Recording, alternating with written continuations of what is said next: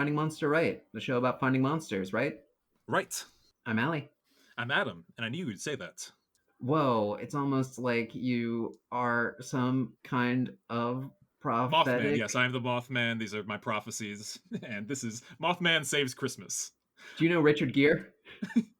Never heard of the man. Hmm. But this is our Christmas RPG adventure. And who better to play the game that you shared with me many moons ago? Aw dang, Mothman Won't Move Out. He said it was just for the weekend. Then with the creator of Aw dang, Mothman Won't Move Out. He said it was just for the weekend. Hailing all the way from sunny Sydney, Australia, stronger than anyone who I've ever known. It's Paul Matijevic. Yeah, hey. Hey, Paul. I'm so happy that you were able to tune in for this one. I originally came to you for just tips, but then I'm like, wait a second. You like this game, right? that you cooked up one summer evening. Yeah, it's all right. Before we get started, what's everybody's experience with the Mothman? Because I feel like I've known about the being called the Mothman since like maybe a early teenage cryptid phase. You know, it's from about one state over from us, from West Virginia, as opposed to the Philly area where Adam and I are from. So that's I was very into classifying like animals and things by continent when I was a kid. Mm-hmm. So if I'm like, yes, that's the North America one, I have this weird patriotism about it.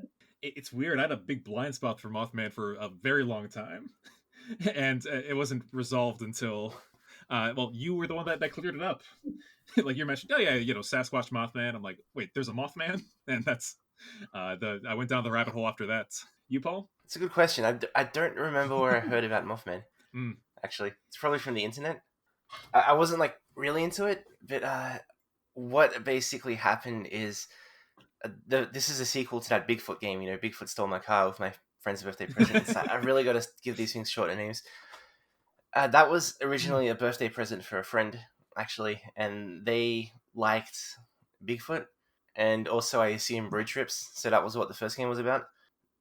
I was thinking about doing a sequel, and a friend of mine, William Carpenter, proposed like just the opposite thing, sort of Mothman, like not leaving. Yeah. I thought it was cool. Actually, did a bit of Mothman research to make this. Ooh. Wow. This is also Adam and I have kind of lived this game because at the point where I was playing a Mothman-based character in a D&D game that we were both in, I was also crashing on Adam's couch for like it was going to be a month, and then it turned into the better part of a year. Yes, so it's.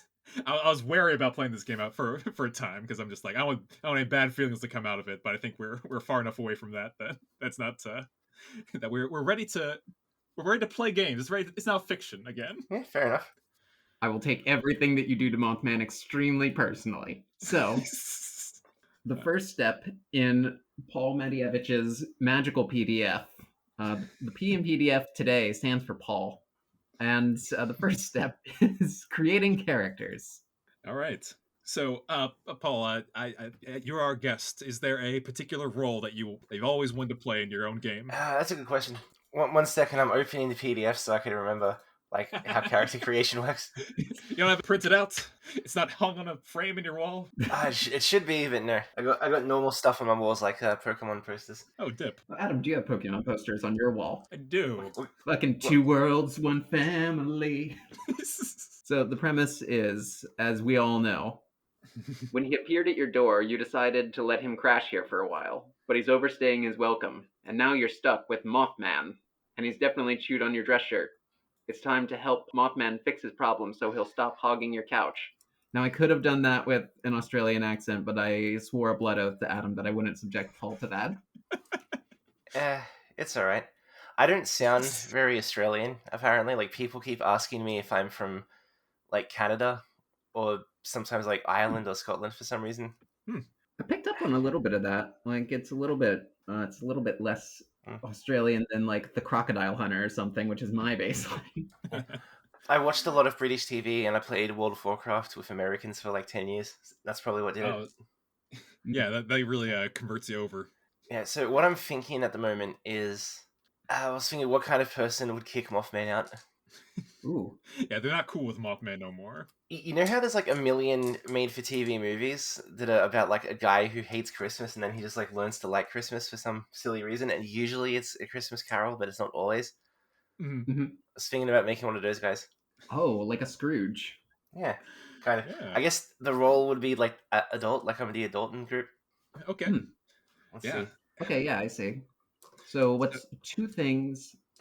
Well, actually, unless Adam, you want to go next Yeah. with what role you think you want to have. Well, I definitely want to contrast the adult, but like I'm thinking, what's like playing more as my neurotic traits and being more of the either the brains or just go full out there for brawn.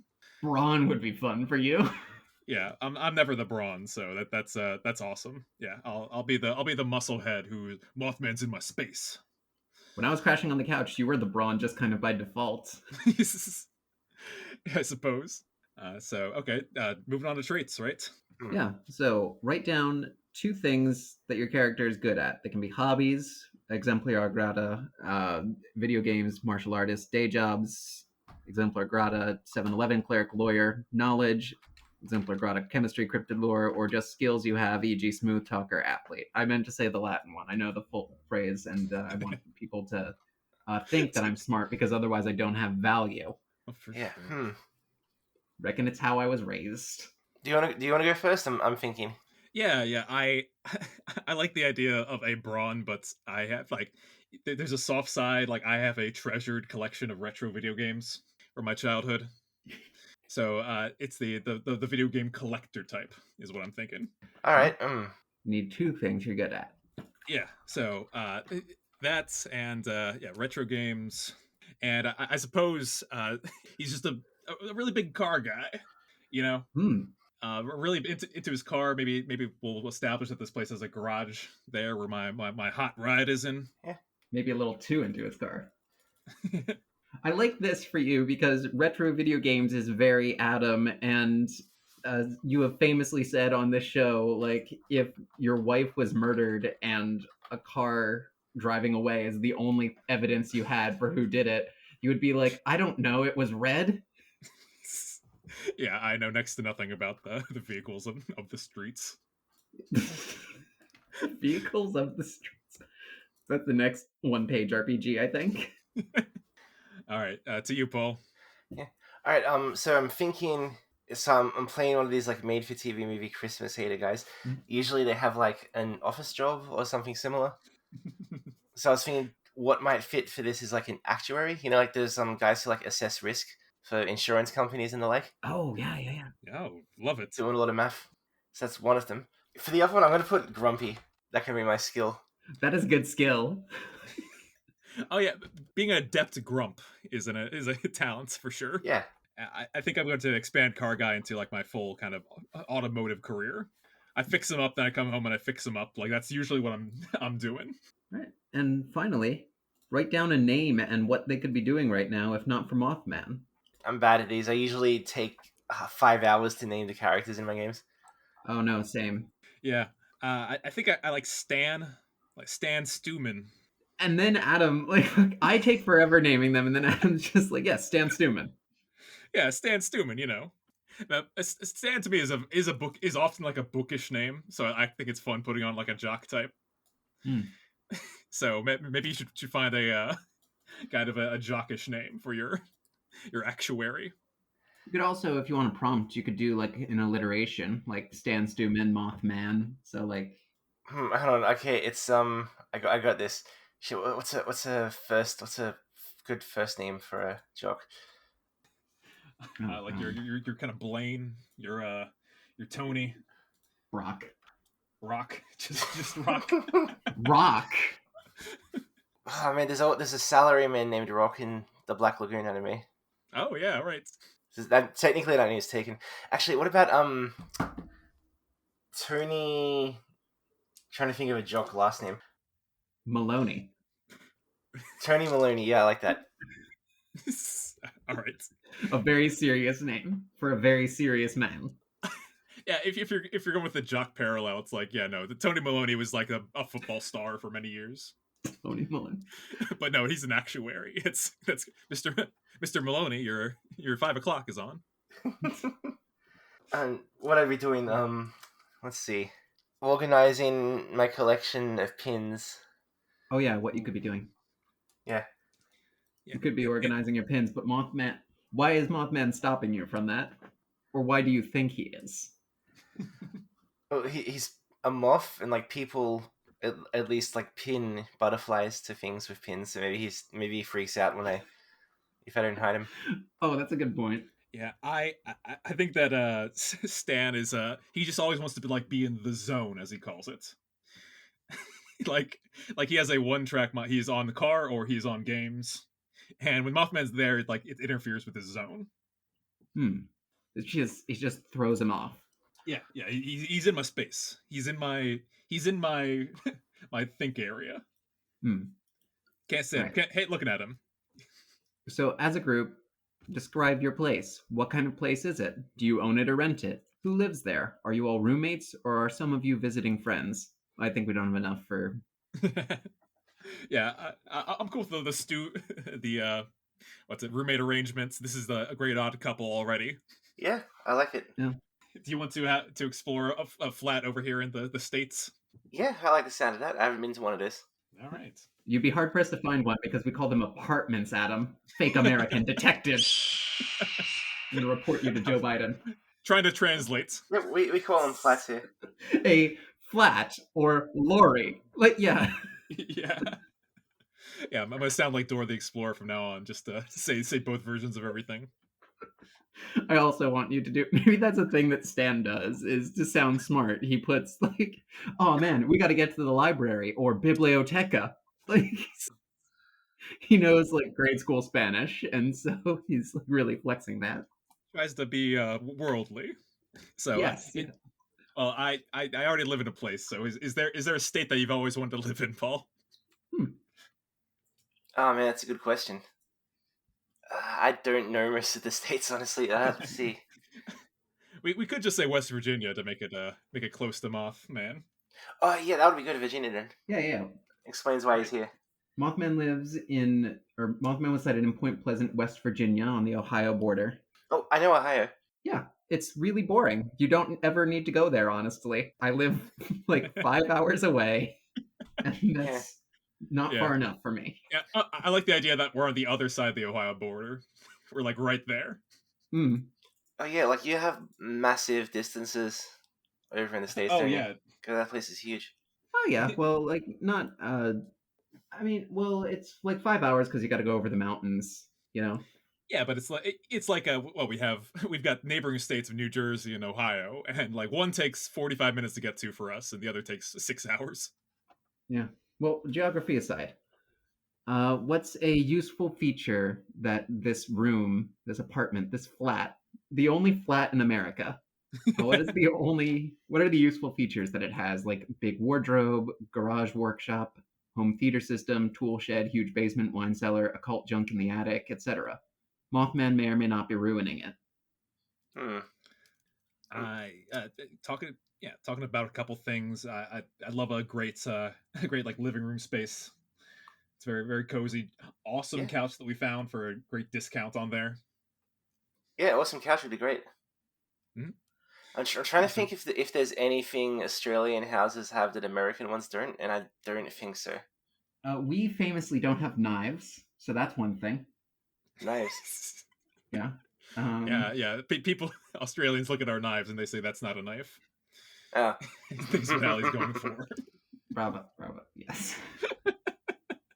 Do you have any animal friends in your house? Perhaps a kookaburra or a numbat that talks to you and teaches you life lessons?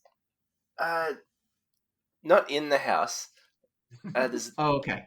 Definitely a kookaburra somewhere in this neighborhood. I don't know where exactly. Friendly kookaburra nearby? That's nice. So you just go outside and you're going into a cartoon jungle. Yeah.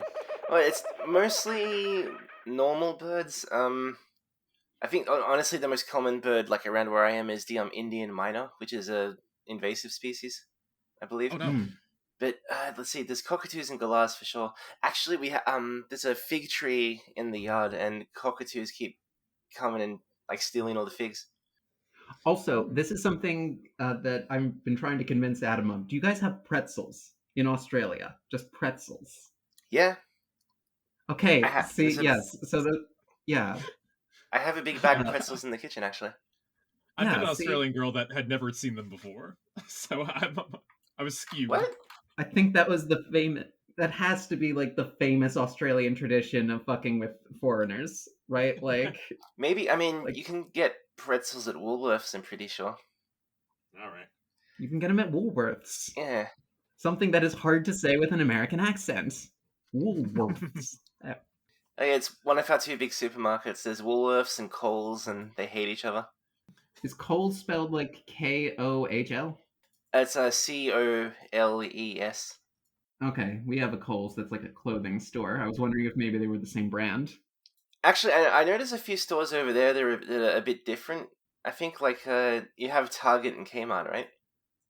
Yeah, Kmart's it's on its way out. Oh, well on its way out, I think. I think it's more like Target and Walmart's the big one. Oh, we have plenty of Kmart's here. There's a 24-hour Kmart near me, because, in case you wake up at 3 a.m. and think, oh man, need to go to Kmart. Yep. I've been there and there's no Kmart's near me. So Paul, any other favorite things that you've had and favorite features of places that you lived?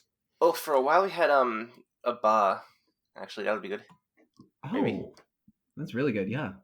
There's a room at the back that's had a few different functions over the years. One time we just put like a bar in there. Are you two picturing like a kind of a standalone apartment, or it's like part of a big complex? In that case, mini fridge. Probably. I don't know if that counts. Oh, yeah, mini fridge is great. I think maybe there's a mini fridge in the bar, but if there's like a whole bar in there, I think it kind of is a standalone apartment. Yeah, it makes sense. No one will put that like regularly. Yeah, basically just a mini fridge or a bar or something, just all kinds of hard to get drinks, that kind of stuff. A little bit of something for everyone. Yeah, I think Mothman might not like the bar there because, like, you put bugs in alcohol. Oh, yeah. Actually, that's a fair point. I had a great place with a balcony at my first place I lived in, so love having one of those. All right. So there you go. Pick a persistent problem Mothman didn't cause, like rival out to get you, evil neighbor, important work thing, unemployed, cryptid hunting landlord, etc. Oh, I've heard of something. I don't know if it applies here, but I've heard of this thing Americans have. It's like a homeowners group. Yes. Oh yeah. And the homeowners association. Yeah. My understanding of it is basically a bunch of your neighbors get together to complain about your yard. Yeah, basically. That sounds pretty. That's it. That's right on the money, and I think that's a great thing to have here. Wait, homeowners association? Yeah. Yeah. It's not a great thing to have. It's a great problem to have for our game. But yeah, no, they suck. Which, Adam, you own.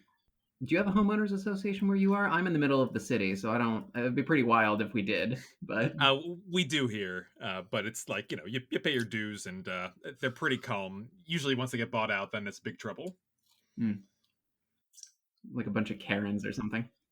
They had a thing where when I moved in, it was like, okay, make sure your door's painted one of these 2 shades of color, and they like listed out what the hex code was for them. And I'm like, that's wild. Truly.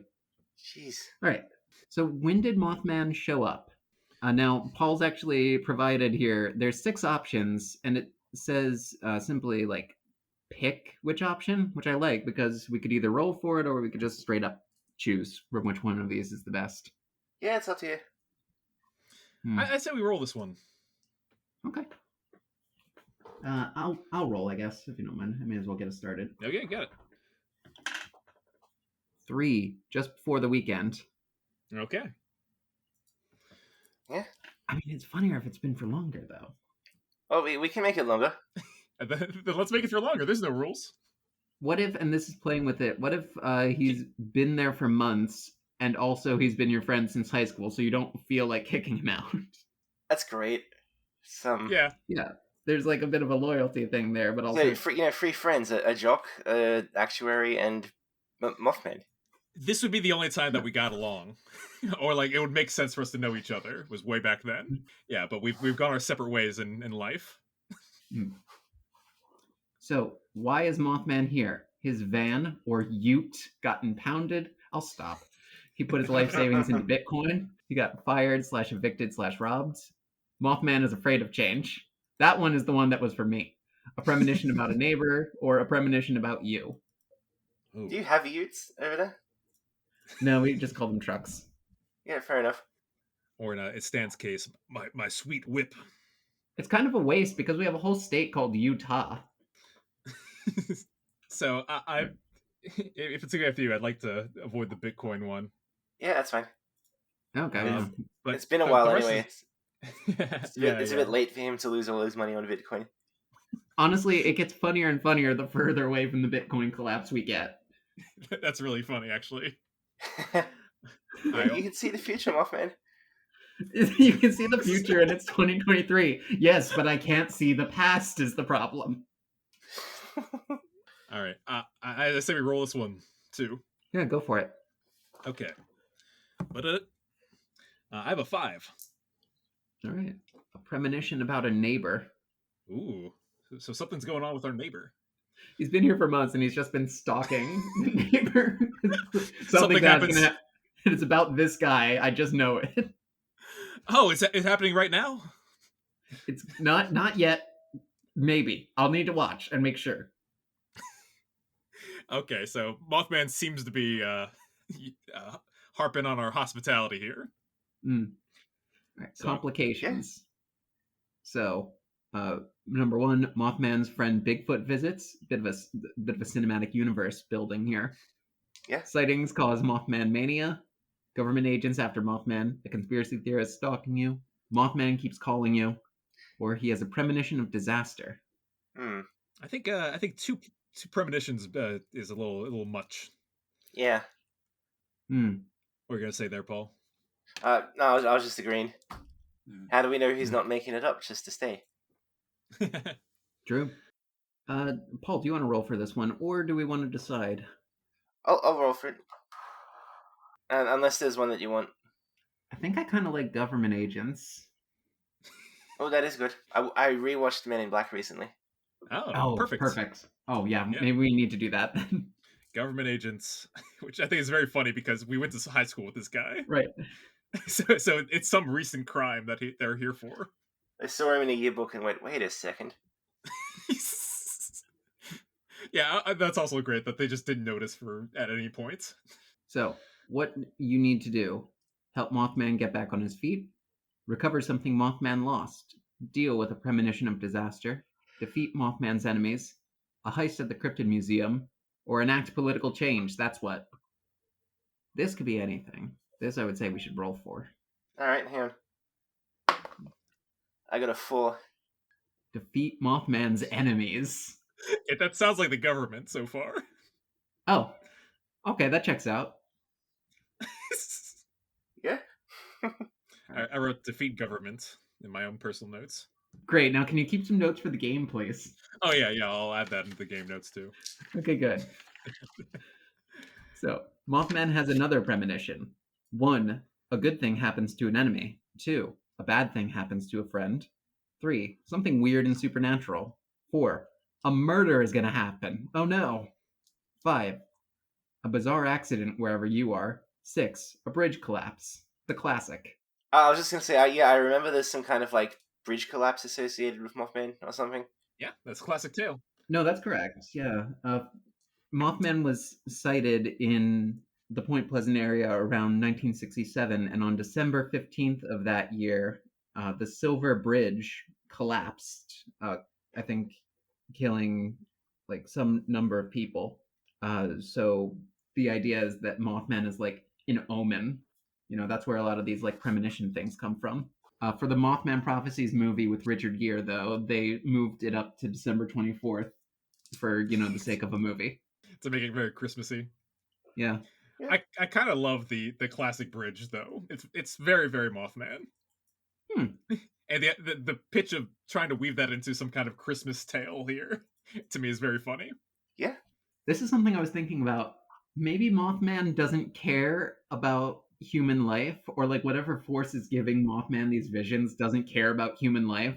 They just care about bridge integrity.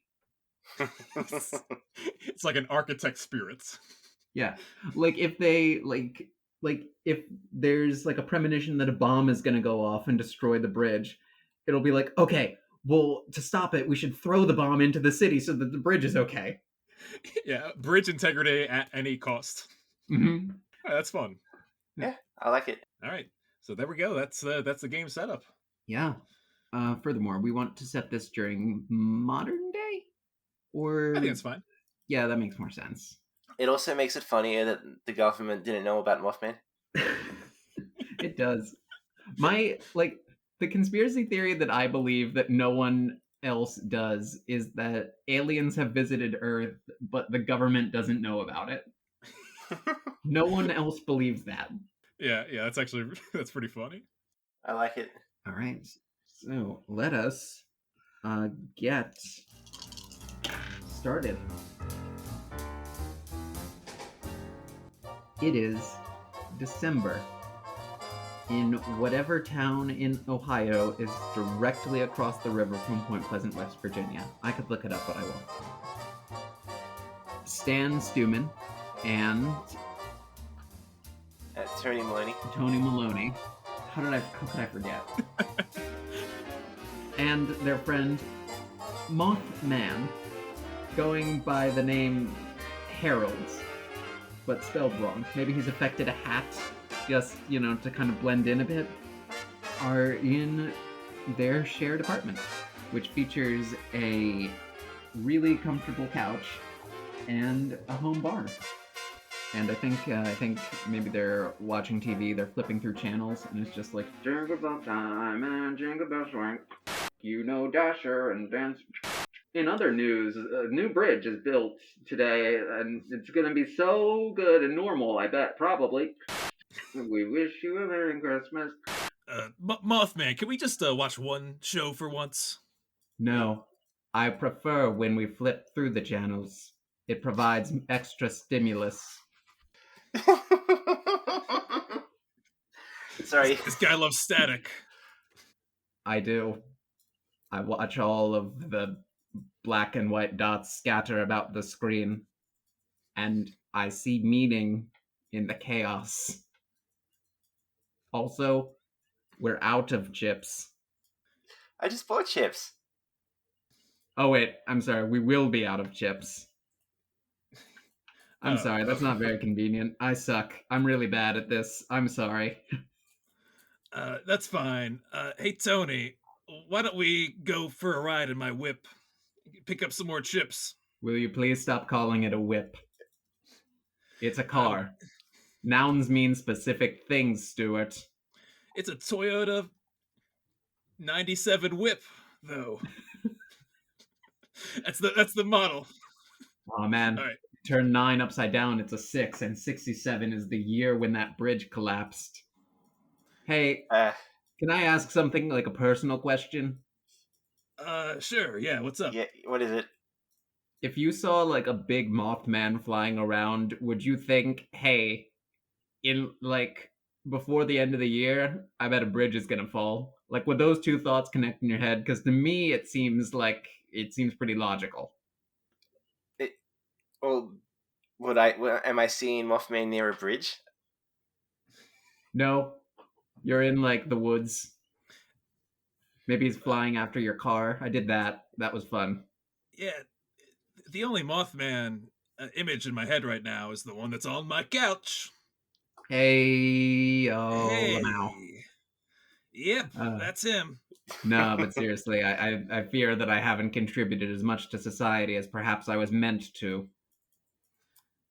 I also fear that. Have you considered Mothman a career, perhaps, to contribute? Sounds boring. Okay, cool. So we're gonna go get some more chips. All right, great. Hey, have you noticed anything strange about the neighbor lately? Which neighbor? We live in a cul-de-sac. Maybe that's what it is. I need to find out. Maybe that's what it's been. I need to find out which neighbor it is that this horrible thing is going to happen to. You haven't figured that out yet? I thought you said last week that you knew which neighbor it was. You just were trying to find the right time. I do know what neighbor it is, and I'm just trying to find the right time. That's what I said. That's what I meant. Okay. I'm gonna just go start my car then.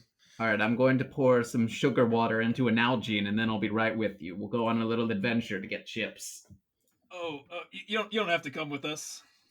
It was, but okay.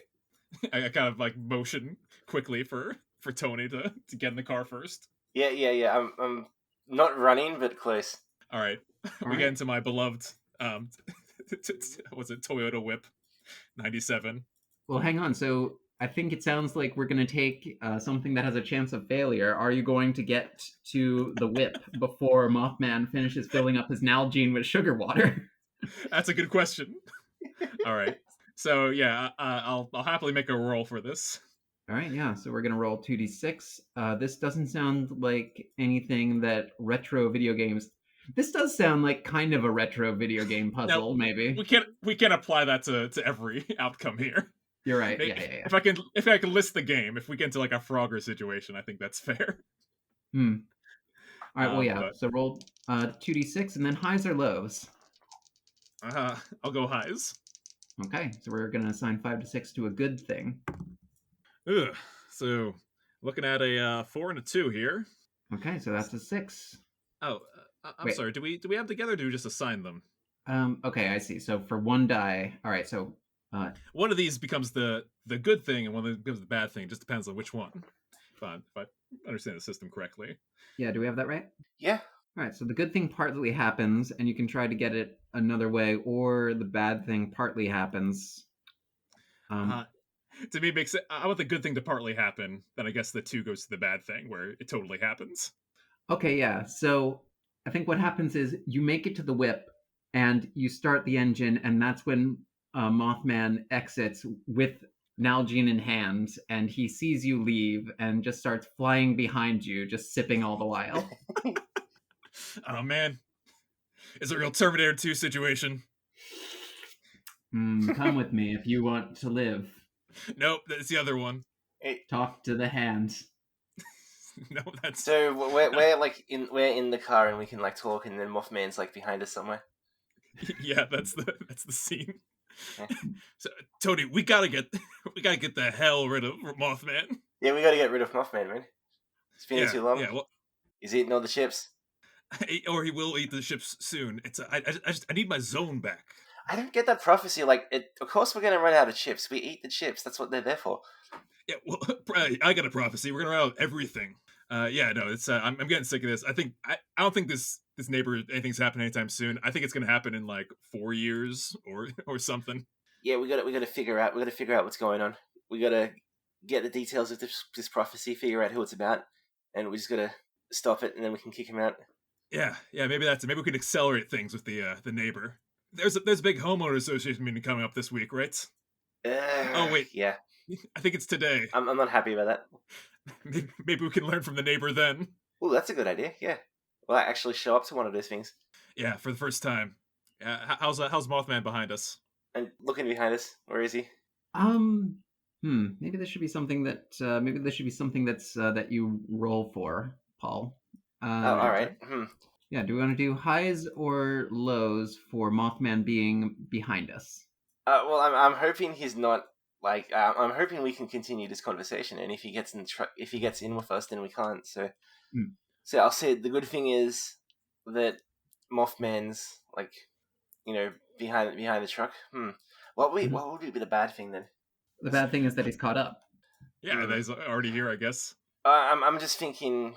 I mean, if I roll and I get like a high roll and a low roll, I can't assign one to the good thing, then one to the bad thing, and then they'd both be true. So technically, they should be unrelated.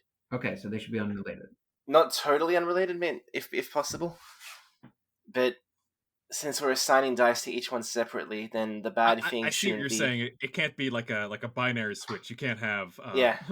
Mothman catches us. Mothman doesn't catch us. In case both happen. Maybe one of them is Mothman has either caught up to the car or not, and the other is Mothman can hear you or not. Yes, like Mothman figures out we're shit talking him.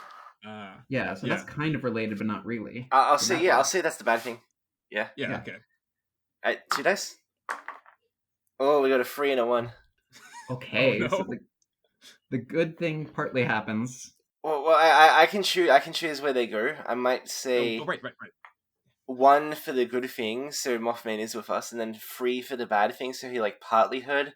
Or what if he partly heard what we were saying, but he thinks we're not? It's not the way to kicking him out. He thinks we're like really excited to surprise him with like a Christmas present by dealing with this or something. Ooh, I like that. Like he thinks we're just so into Mothman stuff. I think he hears you talking about like going to the homeowner association to learn more about the neighbor, and it's going like, yes, good, perfect. This is what I want. My 2 best friends in the world, Stuart and Tony. His name's not Stuart, I know. It's Stu Man. Do you see how that's confusing? I'm not the jerk here. All right, Harold. No, let's all go to the homeowners association. By the way, did we repaint the door, or are they gonna get annoyed at us again? Because I don't remember. Oh, I unpainted it. What? Wait. I did paint it. You unpainted it?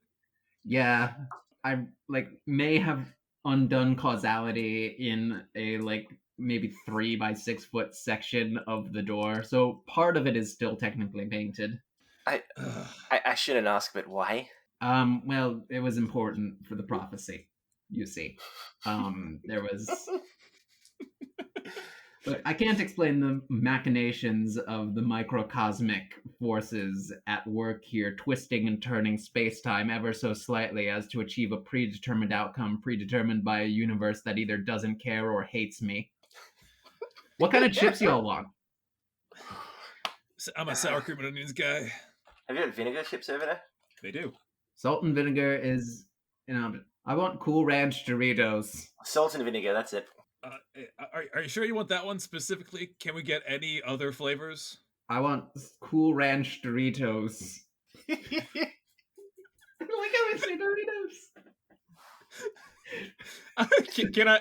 So this sounds like something risky. Can I try and convince Mothman to not get Cool Ranch Doritos? Yes. Also, is he flying behind the car as this is happening still? Because I pictured he was like right up on the back of it, or is he somehow in the car now?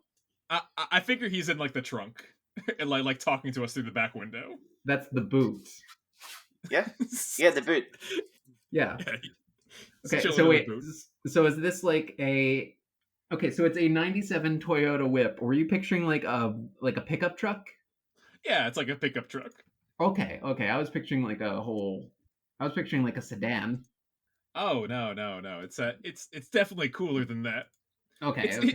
It's one of those things where it's like, oh yeah, isn't it cool to get a car that's like almost 30 years old? And it's very much not. That's the reason why he keeps working on it all the time. Does Tony Maloney have a car? That's a good question. I think he drives like a very small, very boring car. Mm-hmm. It's like little Beetle or something. It's economical. Is how he? Well, that's not how he talks. Yeah. Also, bonus: no one can carpool with me to work. Ooh, it's too small. That's handy. Oh yeah. Oh, that's really smart with the Mothman situation. So I think Mothman has caught up to the car and landed in the bed of the truck, and then of the boot of the Ute, and just like there was kind of like a smell of smoke and like moss or something, and then there was like a little black puff of energy, and then he's in the back seat belted in appropriately, because safety is one thing you can always see coming. Okay, fine. Although, I should say a boot specifically has to have a cover, so I think with the Ute it would be the bed. I think I've out-Australia'd myself. Yeah. Okay. So, can we say that we pick up the Cool Ranch Doritos and go to the meeting? Oh well, we didn't roll to see if we can convince Mothman. Oh, thank God! I do not want those Doritos. Okay, right, so I feel like this is something that you might be prepared for because you knew that this was coming. Yeah, this was a conversation long I've been waiting for, because I'm sick of Cool Ranch Doritos. Okay, so you can add 1d6 to that roll. So what's The good thing that happens is you convince Mothman to get a different flavor of chip. The bad thing that happens is that he takes it personally and and thinks that am calling him fat. Yes. Okay. By the way, All did right. you have Mountain Dew Doritos over there? Wait, did you say Mountain Dew Doritos? Yeah. No. I can imagine that is absolutely a thing. It's not something I've ever bought. It was a limited edition thing, I think a few years ago or something, and they were horrible. Worst chips I ever had. Could not finish the packet. It's ringing a bell. I never came across them myself in my studies of at that grocery store. Over many a volume of lost and forgotten Dorito lore. So fortunately in my rolls, it's a 6, a 5, and a 2. So I definitely want to put those in the good thing happens, bad thing doesn't. Okay. You know what? I think part of life is embracing the chaos, and if I keep getting the same chip, that's not chaotic of me, is it? No. So we're finally get our favorite chips.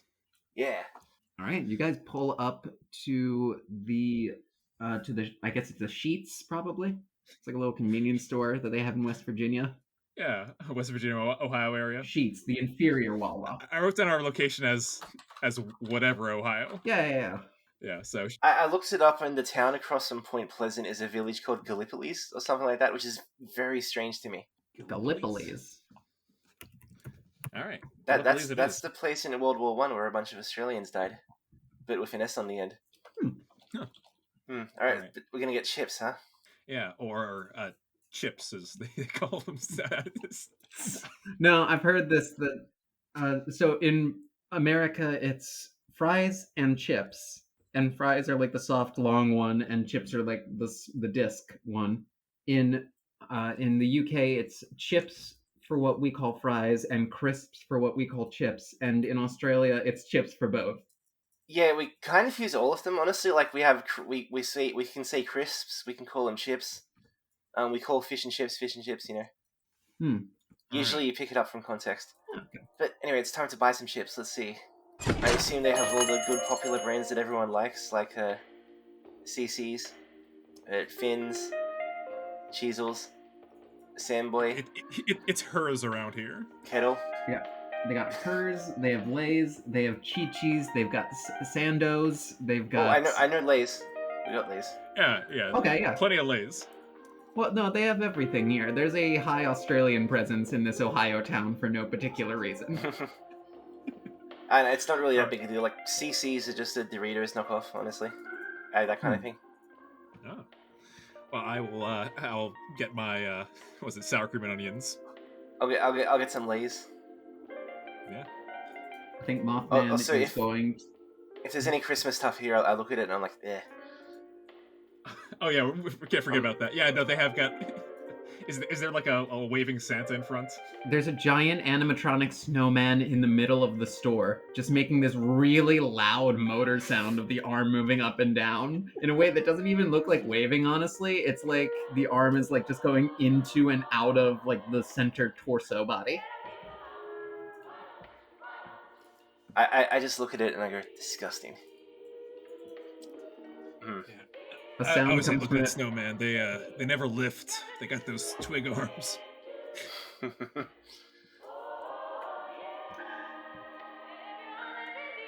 Oh, what's Harold's take on the Harold the Mothman's take on the Snowman? He's just staring at it. Like the inside of it is lit up, like there's a light bulb inside. So he's just kind of staring at it, and just kind of like maybe his wings are fluttering a little bit. Yeah. Well, great. We can distract him while we get the good chips. Mindlessly, he just like reaches over with his hand and almost like a spinal cord reaction. Not that he has a spinal cord, I think, but he just like reaches over and one of his basal ganglia just grabs a Cool Ranch Doritos bag. And he just like clutches it close to his chest, just backs away slowly from the snowman, not breaking eye contact.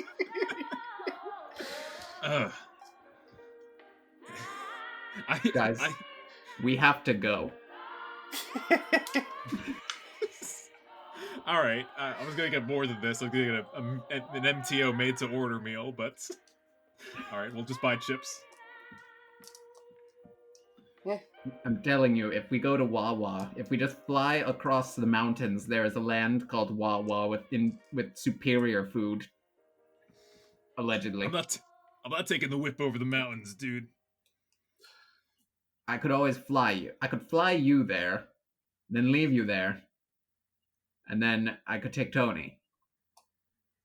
It would be much slower than the whip, but you would see so much more of this great country. We have to get to the HOA meeting, Mothman. Oh, yeah, right. Okay, yeah, okay. All right, so we load up back into the whip. Yep, we load up back into the whip. Do we want to? I think Mothman is going to push for let's not buy anything. Let's steal these 3 bags of chips. All right, so it's an important part of any role playing game. What's our opinion on stealing? Mothman does not understand what money is. All right, Paul, what's Tony's take? I've tried to explain money to Mothman and given up, but I don't want to have to explain Mothman to the police. Okay, so if I just take a piece of paper and write $1 on it, does that make it $1? No. I'll buy your chips today, Mothman. It's fine. No, I don't know what that is, and it scares and confuses me. Let's just book it. Come on, into the whip. Okay, the risky thing I'm going to try and do here is actually purchase our food. The good thing is that you buy chips without incident. The bad thing is that Mothman is arrested by the Sheets police. Yep, sounds good to me. Who are? I have not prepared for this. Who are? And I'll have you know, government agents. Oh, what? I don't think so. Maybe. Let's get ahead of ourselves. Let's see what I roll here. 2 and a 1. Oh, no. Yay! So, all right. So both. The good thing doesn't happen. I don't. We turn around and he's already like in the car. Yeah. So the clerk behind the counter is like, "Hey, you dang kids! You're all like 40. You dang kids! You can't just come into my sheets and take my chips." I'm trying to pay for it. He just like reaches up and pulls like a big a big chain that's hanging from the ceiling, and like an alarm just sounds. Like a huge metal door starts to like slams down in front of one of the entrances. There's a second entrance, and you can make a run for it. Yep. Yeah, I'm definitely running for it. I'm going to use the classic American method of popping the bag of chips, which is mostly full of air, to propel us further. I like it. I'm gonna throw some money at this guy. I feel like this isn't the first time Mothman's caused this problem. I feel bad for him. I'm gonna toss some money at him and be like, sorry. Okay, I'm gonna give 1d6 to both of you for that. All right, cool. That's a 5. Okay. Yeah, I got a 4 over here. A 4 and a 5. Yeah. Okay, so that's very good. I think you guys do get out. I rolled for Mothman, and I think what happens with him is he effectively gets out, but he is trying to take the snowman with you, and oh no! Like why?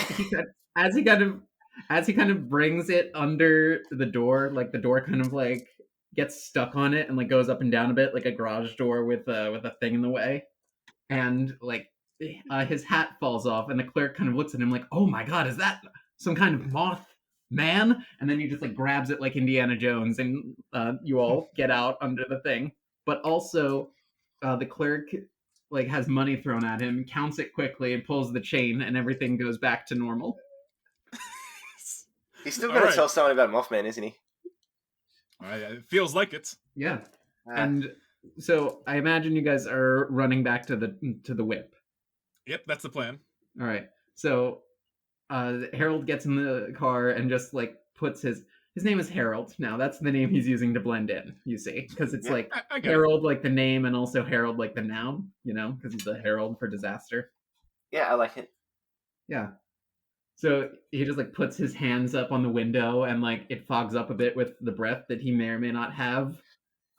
Just like looking at the snowman. Hey, Harold. Yeah. So I feel like I gotta ask, why? Love makes you do crazy things.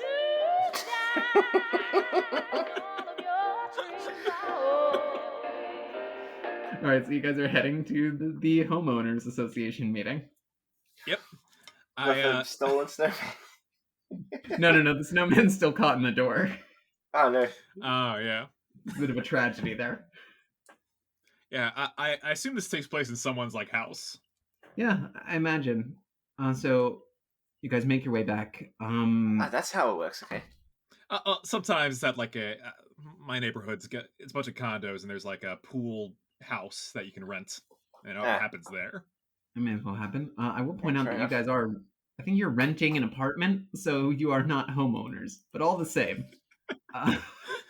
Well, I like to think it's something the landlord like forced upon us. Well, no one's quite sure what a flat is the thing, so no one knows if you are allowed to be there or not, but Harold insists that you do. Oh yeah, that's better. Alright, so why don't we roll 2d6 and see if we, after this weird delay, do we get to the meeting in time? And secondarily, what is the public perception of our arrival time, if it's early or late or on time directly?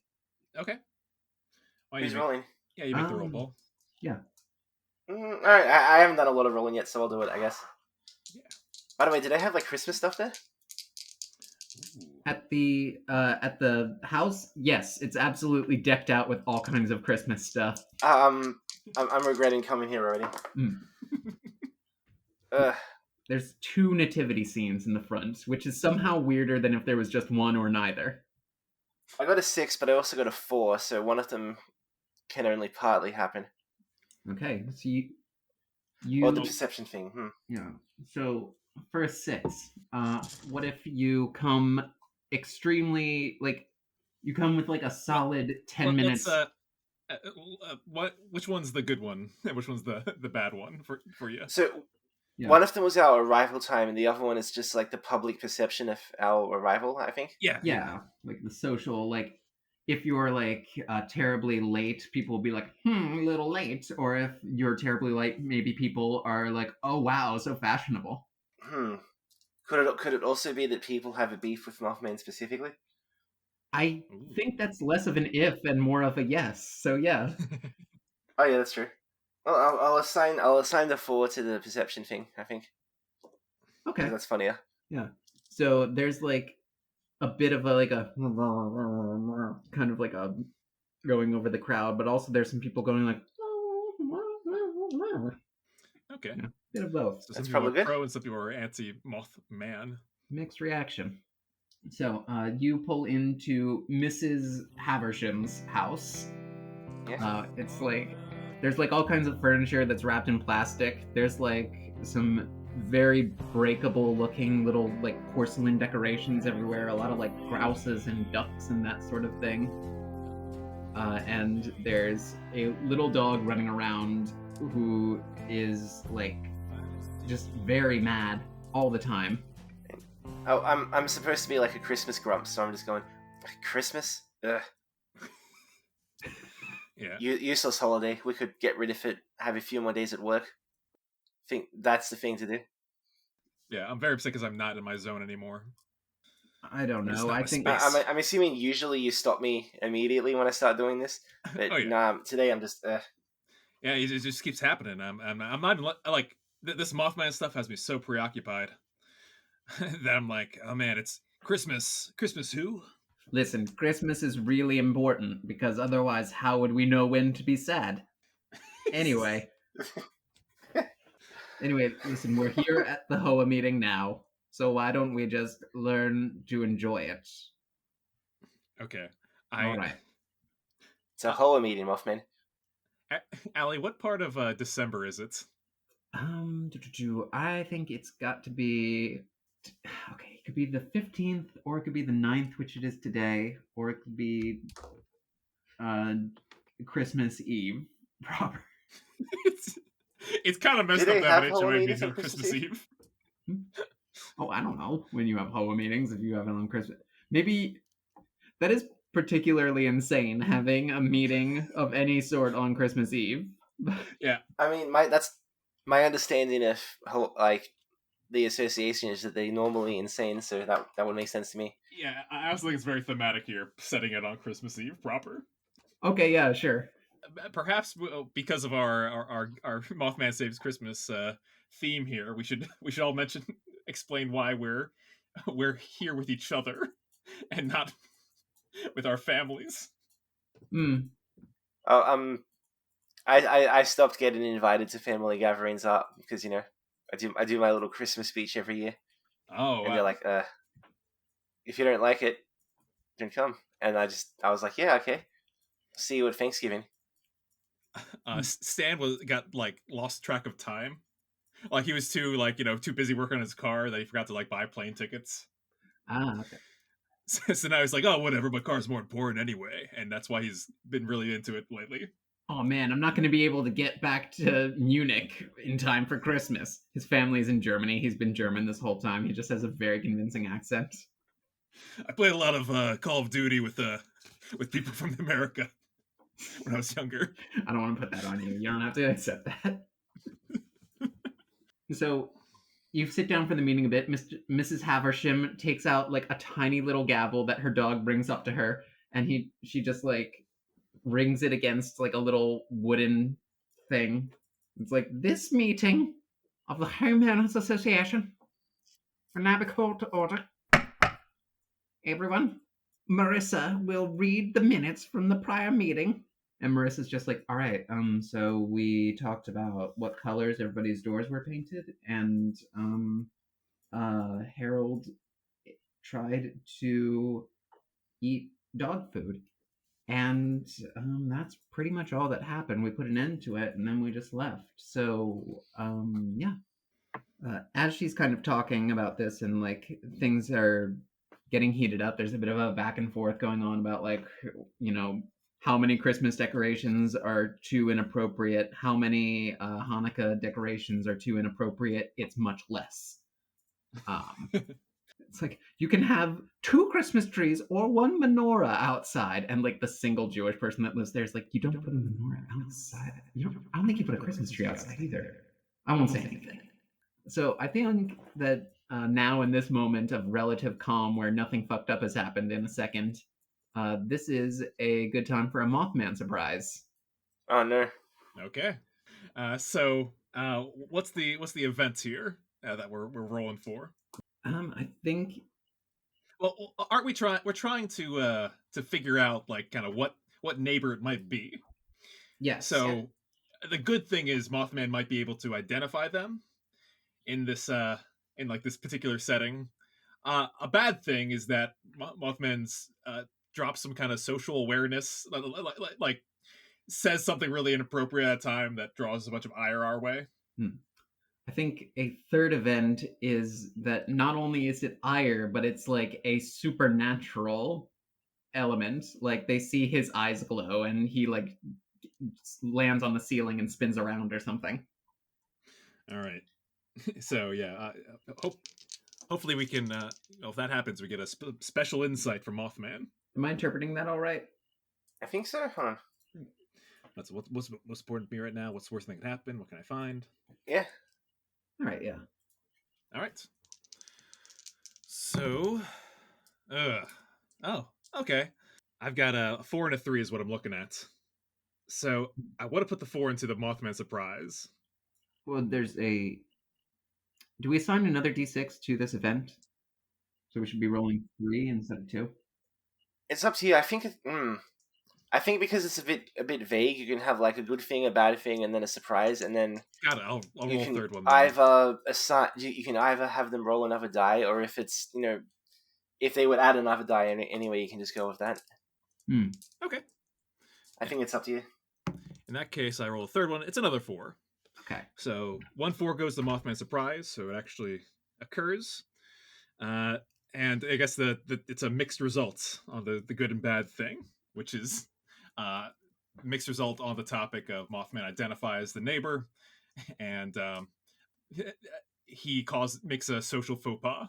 So You guys see, because you have your eyes on Mothman to see if like anything strange might happen, because he hasn't said anything in a while, and that's unusual. You see his eyes glow, and you're not sure if anybody else clocked that.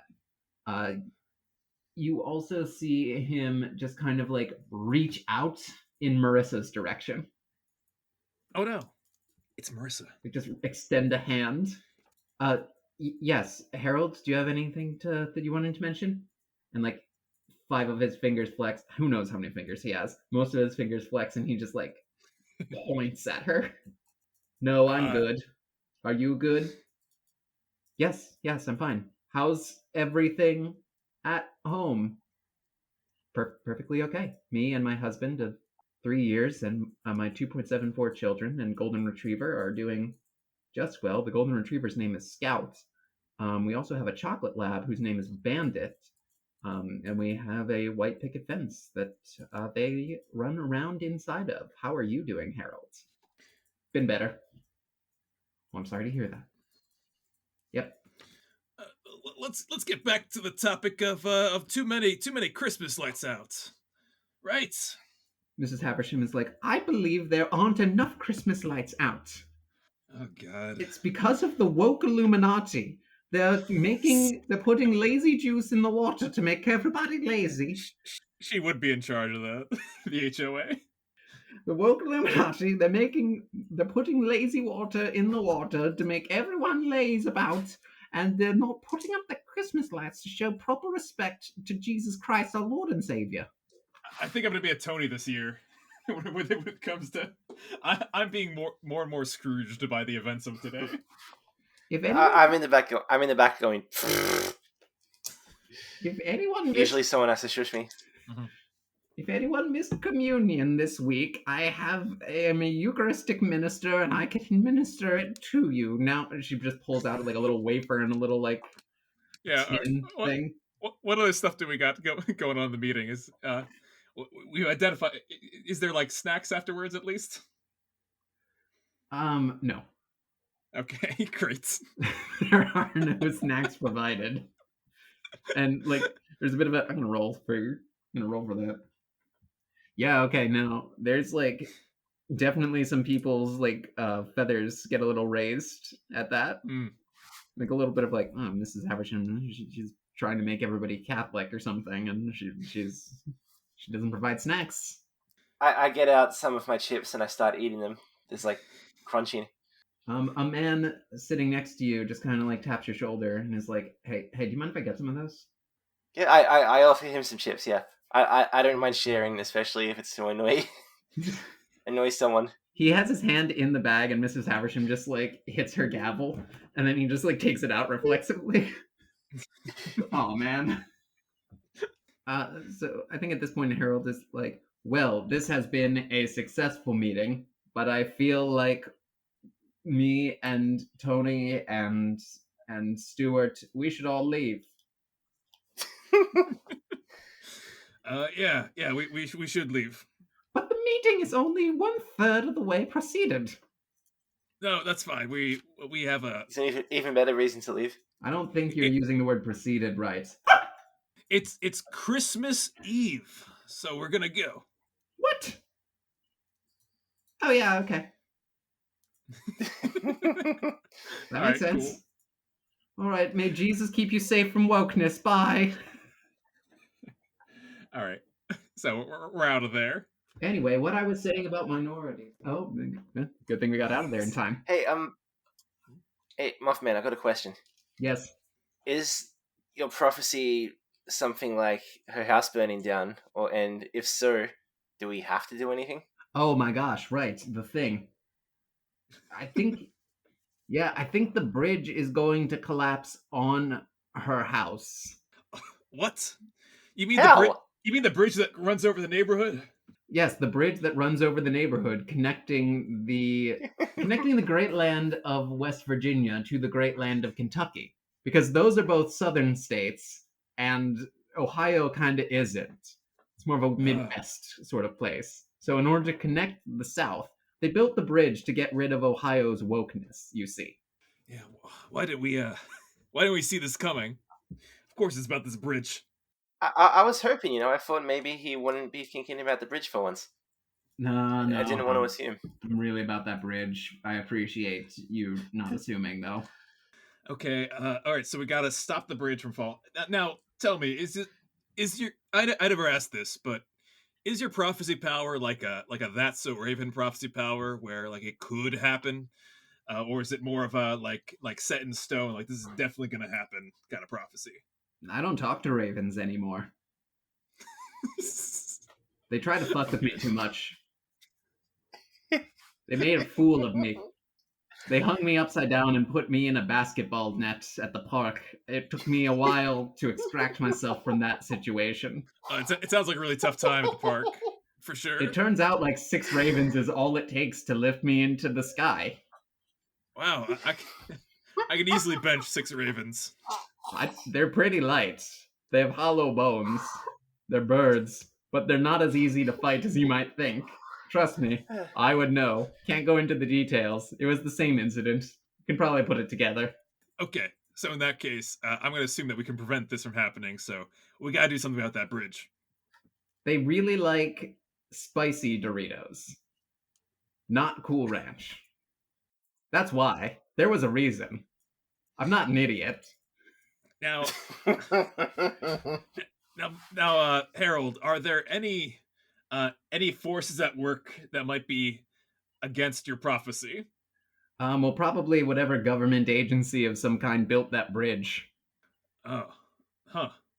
Okay. I would say, this is a lot like the game Space Invaders. The government agency are the aliens that keep attacking and shooting at us. The bridge is the slowly decaying barriers that we have protecting us. Right. I haven't played this, so I'm just going to assume that's accurate. Tony, you work in an office. How do we get in touch with the people that build a bridge? City Hall, I guess. We could go find out what's going on with that bridge, who to talk to. Let's go to City Hall and pray that they're open on Christmas Eve. I mean, there's also Wikipedia, but City Hall it is, yeah. You make your way to City Hall in Gallipoli, Ohio. Was that it? I've already forgotten. I don't know. I wrote Gallipoli. Gallipois? We could call it Gill, Ohio. Gallipois. That was the original name, but then they changed it on account of wokeness or something. Yeah, Galapagos, Ohio. Galapagos, Ohio. George Washington, Ohio. The big G. All right. Yeah. Yes, we're definitely going to City Hall. Yes. Okay. Yep. So you make your way to City Hall. You know what? We should see if they're open on Christmas Eve or not. Oh, okay. I'll do a roll. A good thing is that they are open. Yeah. Right. You make your way to City Hall. Let's see if they're open and if you can get in. Okay. A bad thing is we can't get in. Yeah, the bad thing is you can't get in. The good thing is that they are open. Yeah. All right. And here we go. Does my Space Invaders analogy help me out here? You are invading a space, possibly, if they are not open and you can get in. So I will say yes. Awesome. All right. Looking at a 2, 6, and 4. So a 6 and a 4. The good thing is that, well, the good thing, they got to be open. Thank God that they're open. But it's hard to get in. So. Right, yeah. There's a iron bar gate at the front, and you try and pull with all of your Brawnly might, and it's just not happening. Oh no. I think they had earlier hours today. If only we had not gone to the HOA meeting, we might have gotten here in time, but alas. Well, they are open though, right? Yeah, I can't get past this barrier. Mm-hmm. Mothman, give me a help. I know you can't lift 6 ravens. It's true. Well, 6 ravens can lift me, but I think I can also lift 6 ravens. That's like putting buttered bread on a back of a cat and dropping it, seeing what happens. Oh, I see. All right, I'm just gonna help. Okay. So I guess the good thing would be that he helps me lift this. The bad thing might be that we suffered injury. Yeah, I guess. Yeah. That would be very funny. All right, so I'll roll for this one. Yes, that's a 1 and a 3. Oh no!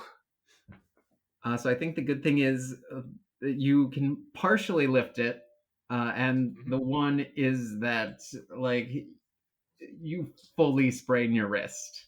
Okay, so my Mothman is fine, however. great, of course. So yeah, I sprained my wrist, but it's open high enough that maybe I'm shouting for Tony to go. Like, Tony, go! You gotta go without us. I think I just do. It's a bit rude, but it's also very funny. All right. So yeah, I'll sneak through. You just sneak through. You go in without the two of them, and the gate shuts behind you. Sorry, you can find another way. I don't know, fly or something. Yeah. Harold is not a jerk, and he immediately he's like, here, I can help with that sprain. Oh. And he just like kind of motions to like take your broken wrist in his hands. His eyes start to glow red a bit, and from his mouth he just ejects a bunch of silk that he wraps into like a weird little cast. It's gross, but appreciated, sort of. It's wet. It's very wet. Yeah. Yeah. Merry Christmas, Stuart. It's Stewman. Merry Stewman Christmas. Oh, okay. So, what happens inside City Hall? All right, so inside City Hall. Well, I think that there is eerily no one in there. There's a bit of snow falling. It's at this point it's past sundown because it's like December, and it's winter times. So it's dark. It's snowing a little bit, and there's seemingly no one stopping you from going wherever you wish to in a city hall. But there's also no one telling you where to go. I haven't been to a city hall in a million years. I'm trying to remember. I imagine there's like okay, so basically, I want to find out what's going on at the bridge, like who made it, when there's maintenance coming up on it. I suppose because I'm thinking probably that might be a cause. I hear a lot about America's roads being badly maintained, so I'm thinking probably the bridge. You heard right. Yeah. Yeah. So I basically want to find out who made the bridge and who's going to, who's supposed to be maintaining it, and when, like, how up to date that is. All right. You see, if it is up to date, I at least have like contact numbers for people who are involved with the bridge. Okay. Oh. You see a couple different a directory that lists several offices. There's the Office of Parks and Recreation. There's the Office of Bridge Architecture. There's the Office of Roadway Bridges. There's the Office of Bridge Construction, and there's the Office of Engineering and Bridge Engineering. There's also the mayor's office, and lastly, the Council for Kangaroo Acquisition office. This is a political initiative that's been put in there where they're trying to acquire kangaroos to release them into the wild to help combat the natural wokeness of the area. You see, the thing is, they just kind of think that, like, if they do the opposite of a good thing, that fights wokeness. Yeah. And they're very concerned about this thing that they've made up. I think this joke is not landing. I like it. All right. I was just thinking, how does a kangaroo stop working? It does. I'm imagining they try to release it and it just beats the crap out of them.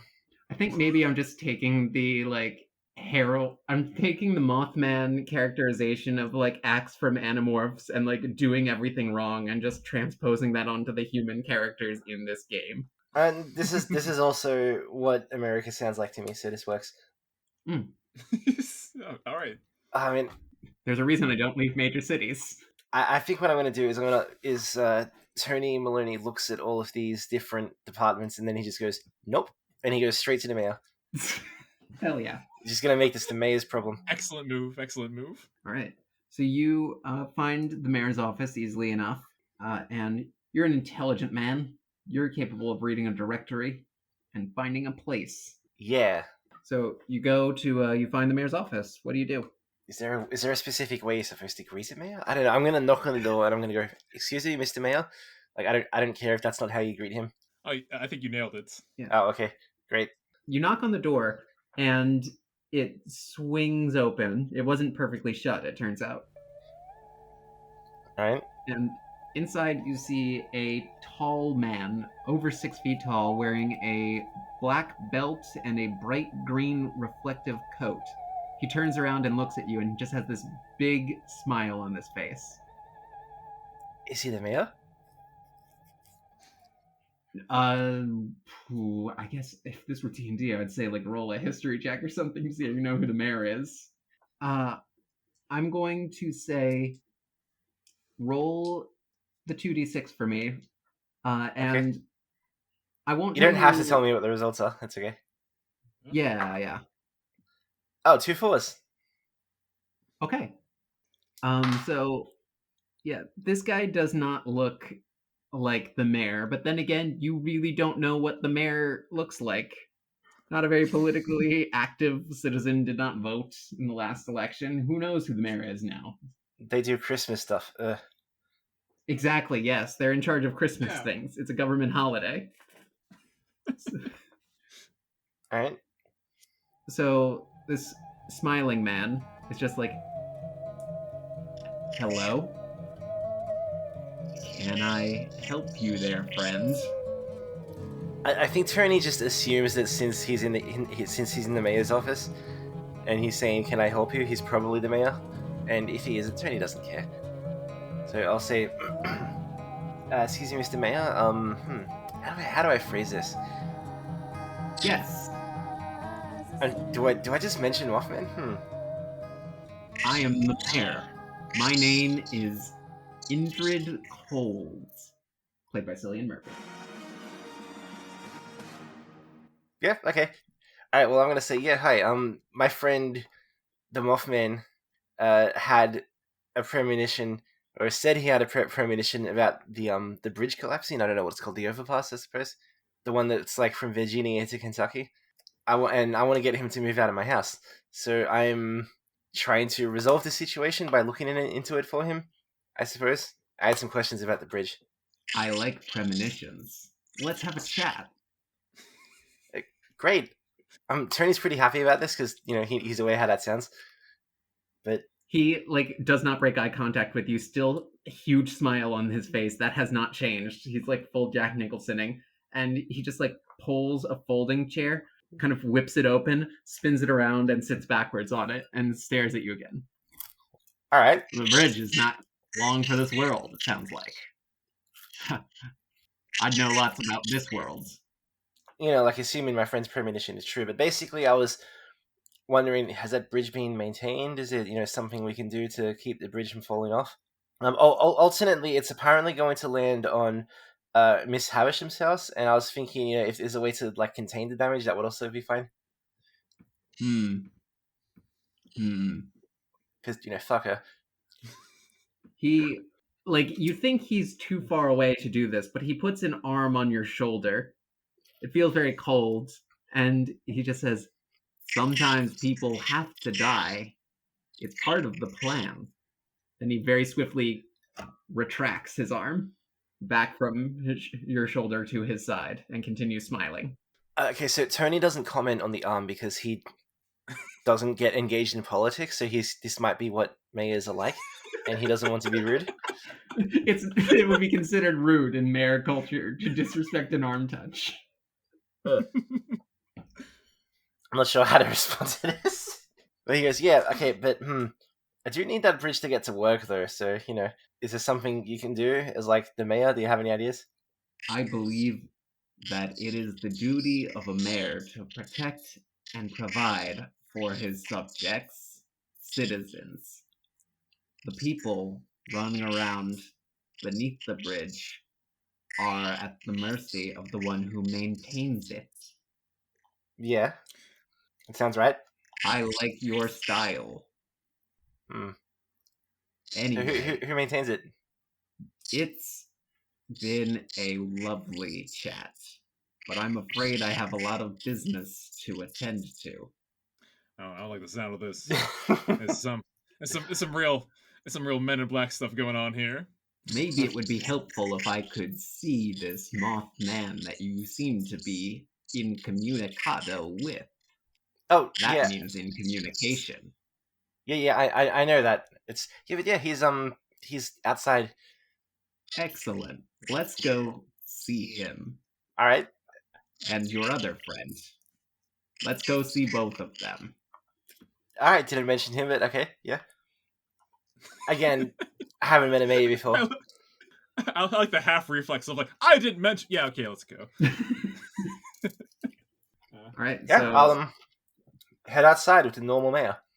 On the way, I'm just telling him about like my, just in case, I've got like this plan for like what if we replaced Christmas with nothing. Got a pitch. Got a few pitches. You hate Christmas because of your relationship with your family, right? Possibly. Yes. Yes. Your aunt is particularly insufferable. I will second that emotion. I like this guy. You were raised in a white house. Your father drove a red car. Seems right, yeah.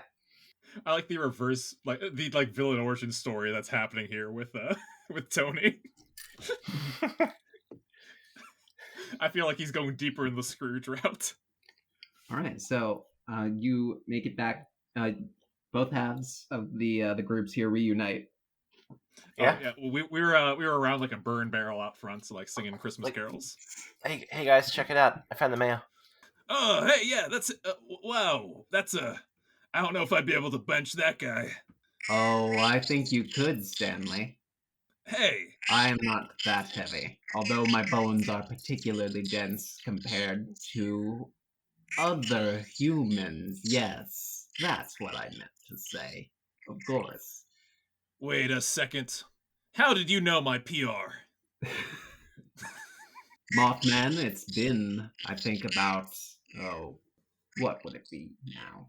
Whatever 2023 minus 1967 and also 10 days is? About 56 years. He's an actuary. I know. Yes. Very good. Good job. Great work. Harold, do you know this guy? The last time I saw this guy, I better make sure these voices are different. The last time I saw him was in West Virginia, 1967. Right before the bridge collapsed. The last time. I'm starting to develop a hypothesis. Good. You think this guy's making the bridges collapse? Very astute, Mr. Stewman. Very astute. A fine conclusion. Oh, thanks. I'm in a new zone. I can see that. And when we are in the zone, we can accomplish many great things, can't we, Mr. Stewman? Mm-hmm. You want to be in the zone, don't you, Mr. Stewman? Yeah, I do. Don't we all? Don't we all wish to accomplish great things, grand designs, bend a world that does not care and never has and never will to your desire? Ha ha ha ha ha! Yeah, Christmas. So. So the mayor's Republican. I get it. That explains everything, even the unsettling parts. Tony, can I be honest with you about something? Sure. Also, does that sound... Who do you think was saying that just then as a litmus test? It sounds like Mothman. I think that was Mothman. Yes. Okay, good. I'm a master DM. Okay, good. Tony, honestly, I don't think he's the mayor. Because if he was the mayor, why was he in another state? You have to be in the same state for your entire life to be the mayor, I think. I don't know enough about mayors to know that that's wrong.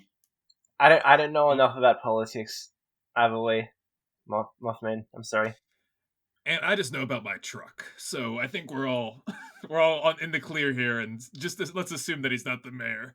Hey, also I can see the future, I guess. So I guess that's also a reason to believe that gut feeling that I just had. I don't know why I keep doubting myself like that. Oh, it's not even a self-confidence thing. Because, like, did you like see the real mayor like tied up in a closet? I've been standing here the whole time watching you talk, and if I were not delighted and I told you that, you might be upset. So I will say that I am, in fact, delighted by your conversation. I can inform you that I am not the mayor, although I am in charge in a way. I work for certain interests, and I serve those interests. I serve them capably, according to my own judgment.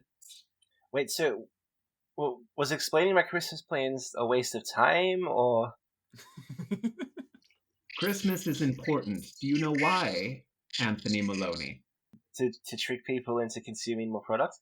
To trick people into consuming more products. If they are busy consuming products, entertaining themselves by huddling in a cold, dark burrow during the winter solstice when the night is longest, that breeds trust. Trust in a system, Anthony. Trust in a system that does not care for their well-being, but maintains that well-being as a manner of perpetuating itself into infinity. Perhaps this system will not last forever, Anthony, but it will beget other systems, systems within systems that persist until the end of time. Wait a second. Who's Anthony? I should find this a little bit disturbing, but I think Tony's actually pretty happy that someone's agreeing with him that Christmas is a setup. He's just like, yeah, that's It's like, yeah, that's what I've been saying. Yes. I told you guys. You didn't believe me. You told me not to come around on Christmas. I mean, not you specifically. That was my sister, but still, I was right, and you were wrong, Bethany. Your sister Bethany and her son Jethany, both fine citizens. She does have the son already, right? I don't know. She doesn't talk to me. Well, she either does now or she will later. It doesn't matter. Nothing does. I should call her and tell her to pick a different name, even if she has had the kid. She will reject your offer, but she will concede a single letter F. That choice is yours to make. Harold, what should we do about this guy? I think we should just go. I honestly think we should just leave, and if we did, nothing bad would happen, I bet. I don't need to pursue you. You've already fallen into a trap of your own design. Humans, making traps within traps, systems within systems, all in an effort to perpetuate something that cannot last. Beautiful in its impermanence. Also, we put lazy juice in the water to make people lazy on account of wokeness. All right. Well, I mean, if Harold doesn't have a solution for us here, I mean, this is clearly an enemy of his. Yes. You see, there is no chaos. Oh. Yeah. I'm sorry. I'm just reacting out of character. Yes. No. We've heard. We got the monologue. We're good. We just. I just don't know how to deal with him using my powers. Hey, not the mayor guy. Can we talk on the other side of the freeway here? I see no reason why not. Yes. Okay. I would like to do a risky thing and try and run ahead and use my Frogger skills to avoid traffic. Okay. Hoping that he does not have those skills and gets caught in traffic. All right, very good. Go ahead and roll for 2 events. You get across, right. And I will roll for if he gets across, let's say. Okay. Well, do I get a +1D because of the retro video games? Of course. All right. Okay. Looking at 2 5s. I got a 6. Oh no. You are dodging, you're ducking and weaving. You have mastered this skill and you show your mastery well. Mm-hmm. he just walks completely unbroken at a normal pace and no car hits him. Like he knew exactly when they were coming, like he's done this 1,000 times on this exact moment, and just crosses the street and says, "Yes, Stanley, what did you want to talk about? Were you trying to kill me, Stanley?" I "Look was, over at your friends, Stanley. They're on the other side of the freeway now, Stanley. Isn't that amusing?" Excuse me, GM, how far away is my whip from here? I don't know. I guess that's a roll. Okay, yeah, that sounds good. I would like to hop into my whip and pick up my friends. Okay. One Yeah. 1d6 for the whip is nearby. The other d6 is for being able to pick up your friends in time. Yeah. Sounds good. Also, while he's doing that, I just turn to Mothman and I go, "Hey, Mothman." Yes. Yeah, what? What is it with you guys in bridges? I don't know. Bridges are symbolic. They connect things, I guess. That's a thing. Do you want to fly over to their side of the freeway? I don't know. I think I weigh at least like 10 ravens, man. I can lift 10 ravens, and I can lift you, I'm pretty sure. I've never tried, but it's just that they can also lift me is the problem. All right, well, I have no bones, you see. Yeah, see, that's what I'm thinking about. I don't know. You know what? Let's try it. Why not? All right. So, so over here, I rolled a 5 and a 3. Okay. So 5 will be the my whip's over here. All right. So 5 will be that your whip is within reach, and Injured Cold does not attempt to stop you from reaching your whip. Okay. 3 is that you get to their position in time, but at that point, Mothman is already carrying Tony over the midpoint of the freeway. Oh no! Wait, Mothman, okay. drop me in the trunk. The trunk? Yes, the trunk.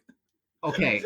Yes, I like this. Okay, so go ahead and roll 2d6 for this. 1 is that Mothman will throw you accurately, and the other is that you will like kind of aim your body and land safely. Yeah, all right. Oh, hello, 5 and a 6. Hey, okay. Hey, okay. Hey. Superhero landing. Yeah, this isn't the first time I've jumped down into his truck. We got into a few incidents in the past. Tony, hang on. One of my favorite games is Crazy Taxi. Oh no. I don't know what Crazy Taxi is in real life. It's a game where you're in a taxi and you pick up passengers and you take them to destinations, and also you do not obey a single traffic law. You were just high speed flying through the air, hitting ramps, knocking boxes out of the way. So what? Right now, what's Mothman doing? What's Cole doing? All right, so I think Mothman is landing in the back of the truck, making sure that Tony's all right, and checking in with you. Cold disappears around a turn. You make a turn, and he's just been standing in one place.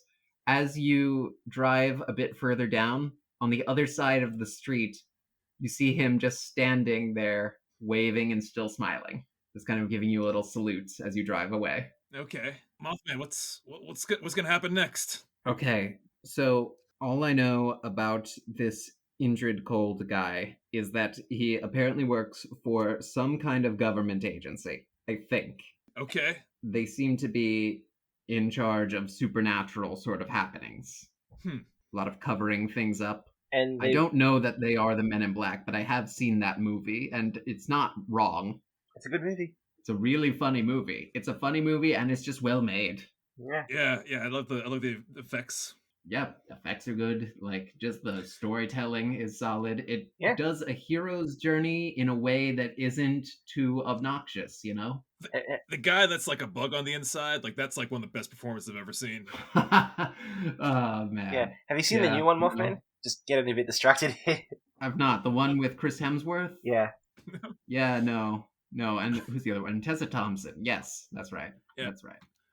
Mothman, is there ever going to be a good Men in Black sequel? Oh man, that's a good use of my superpowers. Hold on. Yeah. I'm kind of a superhero, right? I guess. There's nothing not superheroic about that. Anyway, okay. What are you guys trying to do in the meantime? That's a good question.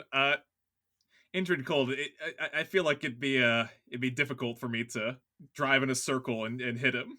He seemed to avoid the traffic pretty well. Yeah. I think at this point Mothman is in like a weird little psychic trance, like trying to predict if there's going to be a good Men in Black sequel in the future. So at this point, are you attempting to go back and hit Indrid Cold with the car? I'm gonna say yes. Okay. Gotta try it out. I guess the good is you hit Indrid Cold with a car, and the second event is does it matter or do anything? Yeah. Okay, that counts. The first D6 is can you hit Indrid Cold with the car, and the second one is does it do anything? All right. I'll be using my crazy taxi abilities here. Yes, sure. Oh. So 1, 1, 2. That is rough. So I can't hit him with the car, and he like gloats that it wouldn't have done anything anyway. Yeah, pretty much. Like, if it's any consolation, there's nothing you could have done differently. And yeah, you swerve around. You see Indrid Cold still waving at the point where he was standing last when you last saw him, still looking at that. You drive towards him. He does not get out of the way, and you kind of drive off the road. You like phase right through him like he's some kind of hologram. And then you end up on an incline. You can't really stop effectively because the whip is not made for off-roading, despite its exterior design. And then you end up over like on a like steep slope overlooking the Ohio River. Oh no. Okay. Did you guys hear static just then? Yeah, sec. All right. I don't know. That's not scary. I was fiddling with my dice. Maybe that was it. Yeah, I think so. Or possibly someone is listening. Ooh. Maybe we have more fans than we thought. Okay. All right. So I'm stuck on this slope going towards the river. Time seems to slow down as it does in a catastrophe a bit. The car is physically flying off the slope and is heading in the direction of the support pillar of one of the bridges. Oh fuck! I shift into reverse. You are in mid-air. You know what?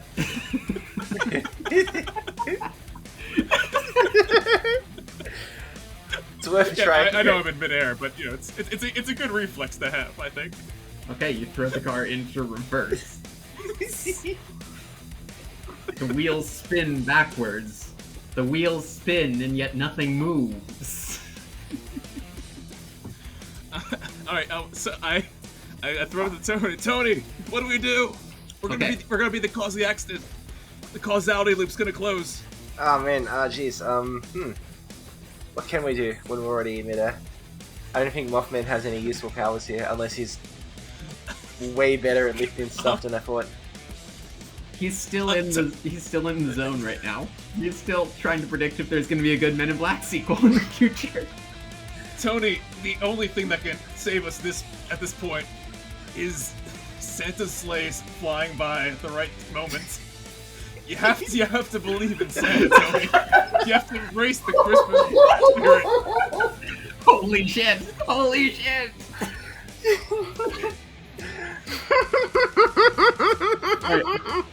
Sorry. Mothman is still in the trance at the moment, I think. And I wish. And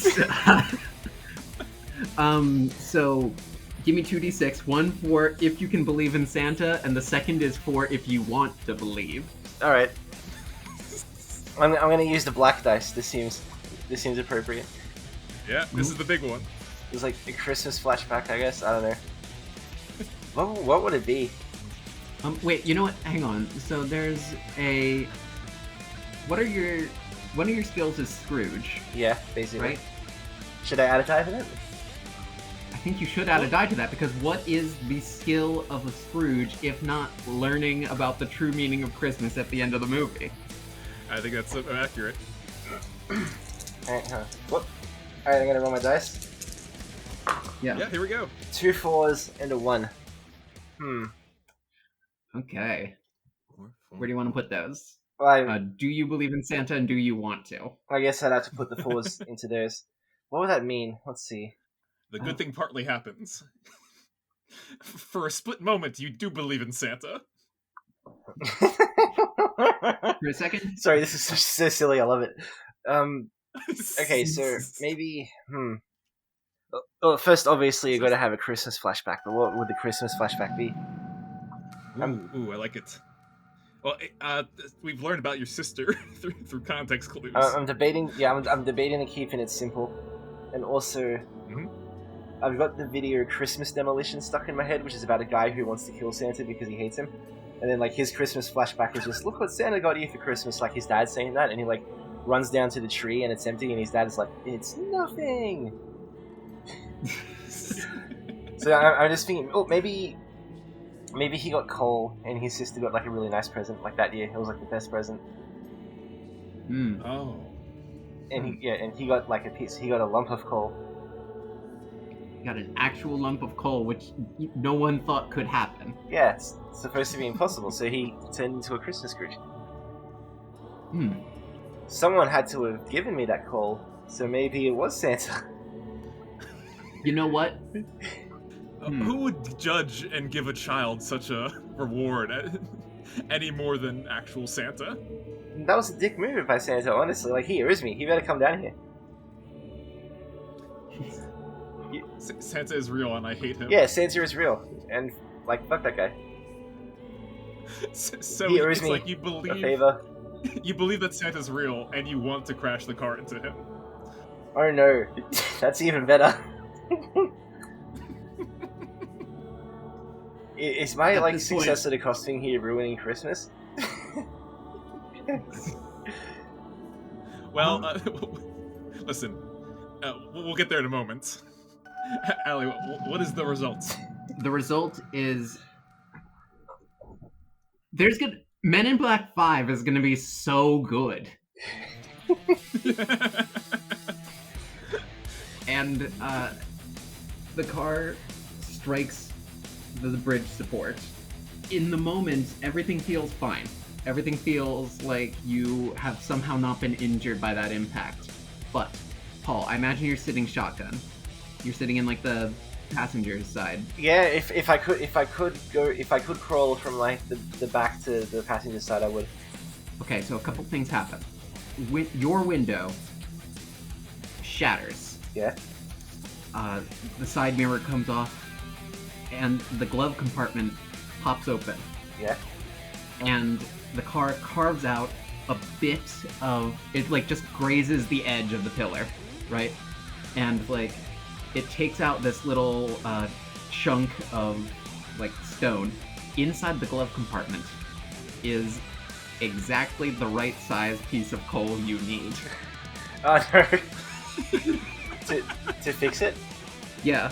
This is gonna be a real like slapdash like the boy the dam like situation. Yeah, can you take the coal and put it into the thing in time? I'm gonna try. I take the coal and I.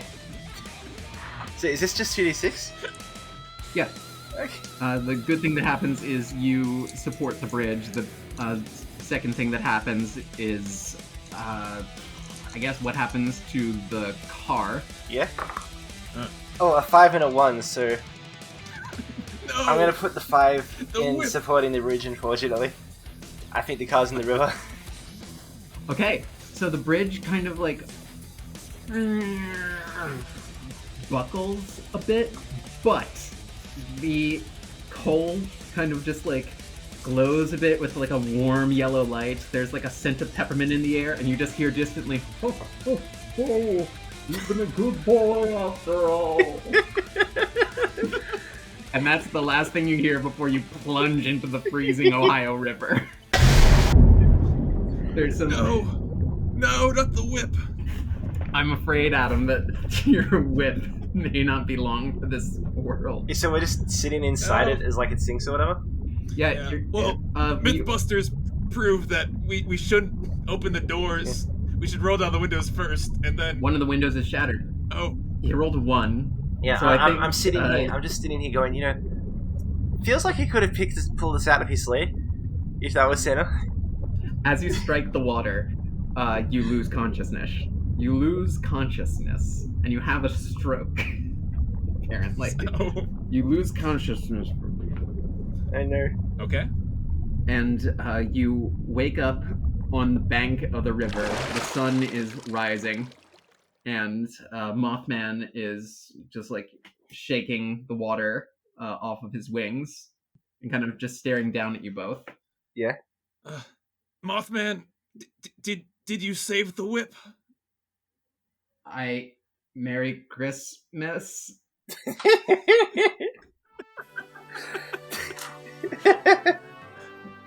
Everything's back to normal. Definitely. Yes, correct. I sit up, and do I see the wreckage in the water? You do not see the wreckage in the water. Because it is probably under the water. Like, the river is deep. Yeah. The still water runs deep, and so does this river. Oh no! I was fixing up my ride so I could drive to see my family, since I forgot to buy a plane ticket this year. I've had him on the back going, "It's okay, buddy. We can get you a new whip." Yeah, I have insurance. We'll get you an even older car that's harder to fix. Really? Yeah, buddy. It's gonna be so hard to fix. Oh. We just gotta find one. And that fighting of that thing, that's what Christmas is all about. Exactly. Mothman, I'm sorry we said bad things about you. You saved us. Yeah. I didn't. You said bad things about me? You know what? That's not important. Me too. It is Christmas. Yeah. You both did? Okay. Well, I don't know how to process that, but I'm just gonna pretend that everything's fine instead. Mothman, I think there's another Sheets at the top of this intersection exit. Do you want to go over there and get some chips? We'll get whatever you want this time. I think we should get some spicy Dorito chips. Oh, okay. Aww. And also, I don't know, maybe I'll just put up a resume on Indeed. Yeah. See what that gets us. I'll help you out, buddy. I haven't paid rent in a while. That would really be helpful, actually, if you could just give me a hand with that. I have a lot of communicable skills, like seeing the future, flying. We'll both be professional references for you. Oh, okay, yeah. I mean, we did work together to save Christmas, and that counts as working together. Yeah. Yeah. Tony, how do you feel about Christmas now?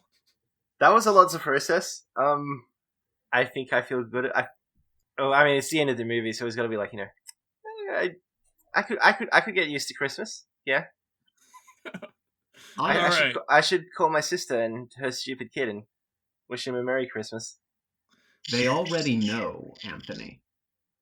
And emerging from the water is Indrid Cold in a metallic green, like old-timey times bathing suit that then turns into a coat as he steps out of the water. He's just standing on like a wooded riverbank and just like kind of adjusts his cufflinks. Oh, you too.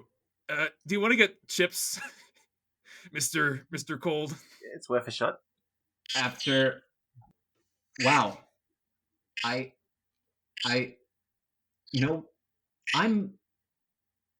tried Christmas isn't a time for rivalries or grand villain schemes. I think it's just a time where everyone can get together and celebrate with a couple bags of chips. I feel really bad about not making that bridge collapse. I didn't see you being generous. No one's ever let me have chips with them before. Harold put a hand on her shoulder, like, we will get you some chips, Indrid Cold. Yeah, buddy. Do you also want a sandwich? Right. Yeah, they got made to order. I've never had one. I was there when they invented the sandwich. It was all part of my grand Fine. I want a sandwich. Oh, Okay, buddy. Yeah. And then we all go to Sheets. And then you all go to Sheets. But actually, no. Fuck that. On Christmas morning, they open the first Wawa in West Virginia, and you go there instead. All is well. Yeah, great, because I was going to say, we're probably not welcome back at that Sheets. Probably not. Yeah, that's a good point. All right, so it's a Christmas miracle Wawa in West Virginia, and we all have chips and sandwiches and a great time. Yeah. All right. I think as time goes on, Harold finds a job working at maybe he works for the Men in Black actually. Oh yeah, Yeah. I guess so. This is I imagine the photo montage during the credits. Yeah. Yeah. Stan's working on a new car. Yeah. I'm calling my family, and I'm seeing if that kid's been born yet, and if not, I'm gonna tell her to pick a good name, like Tony. Better than Jeffany. I'm thinking Jeffany. Oh wait, hang on. I'm thinking Jeffany.